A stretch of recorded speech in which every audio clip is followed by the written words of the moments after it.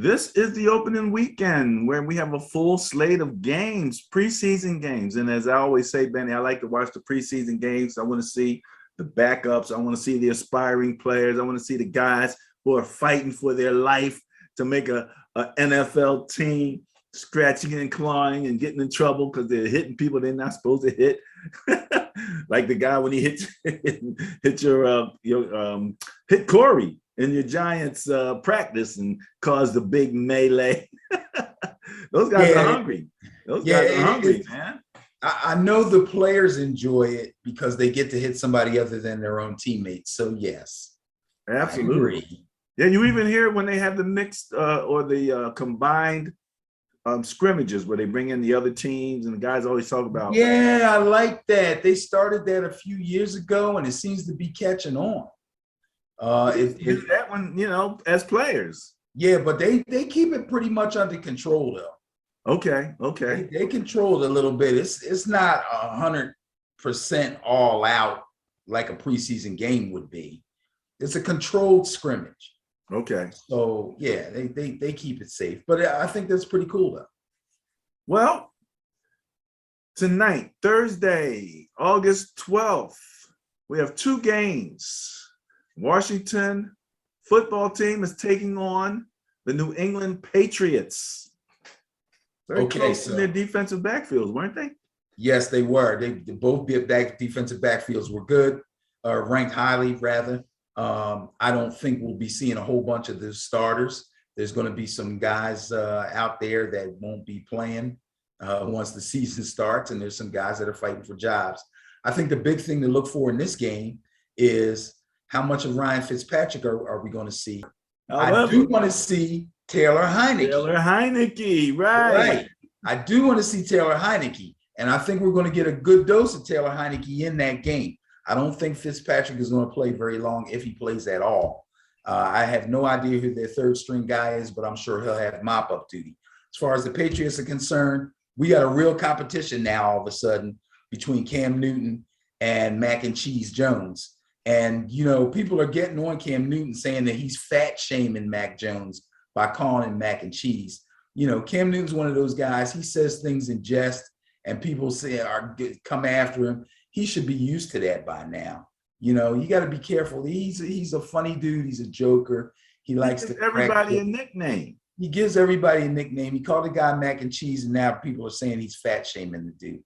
The dude's not that big, if you ask me. I mean, he's not a small guy, obviously.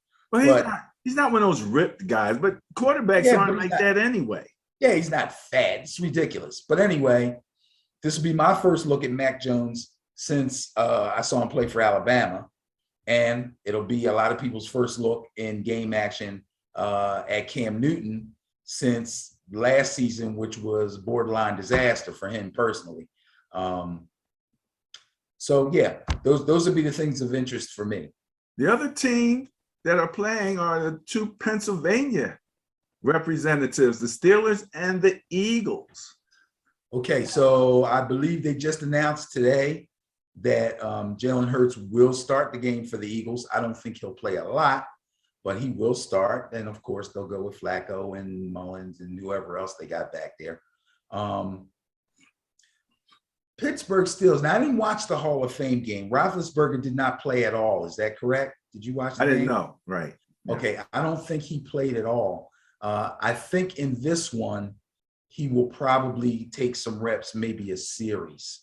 I don't know if there's going to be enough to see of Roethlisberger to make a judgment as to how he looks as compared to how he finished the season last year. But we might get a look at Dwayne Haskins. I got it right this time.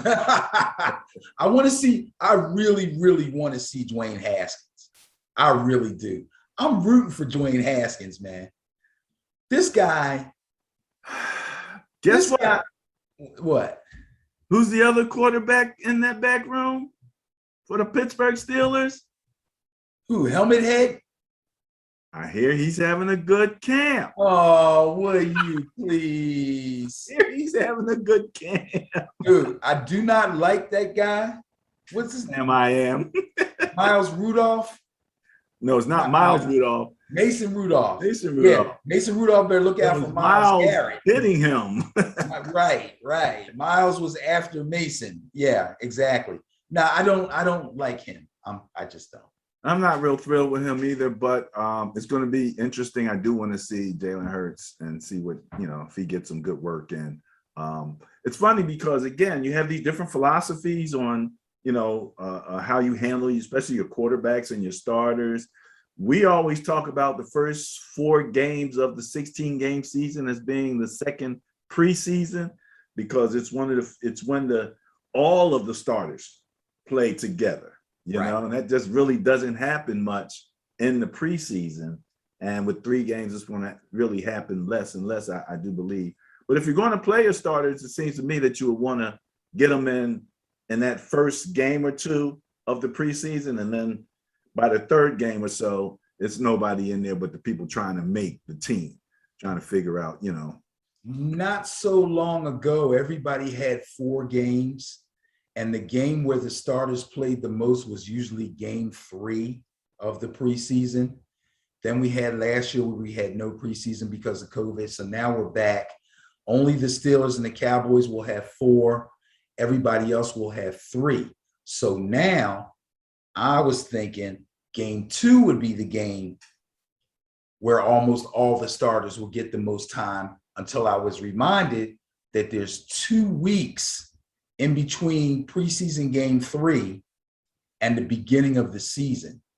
So now I'm thinking that 3rd preseason game, that's the one where you're going to see almost all the starters put in the most time. Wow, that's a good point. I hadn't thought about that with the 2-week point. But so you're thinking you'll see the starters in that 3rd week. Yes. I'm saying get them out there in the 1st week, let them, because they know what they're doing. And but they still got 90 guys on the roster. So you got to get all those guys out there first. Well, you're not going to give them so much work anyway. And I figured if you're going to risk getting them hurt, get them, get a little twist here or a soft injury there, get it done early. By the time the season actually starts, they'll have 2 or 3 weeks to have recuperated from all of that. So you thinking like a Madden coach. Could be. Look, dude, I watched episode 1 of Hard Knocks. They're losing their minds over Dak and his shoulder. They're like, "Oh, is he ready yet? Well, can he just toss it? Can he throw short passes?" The doctor's like, "I don't want him to do anything. I want him to touch a ball." And the guy said, "Well, I mean, can he just throw like a no?" Well, that's why you have the 2nd preseason at the beginning of the year. Those first 4 games, and now that we have a 17-game season, it's not exactly even, but still pretty much works out that way.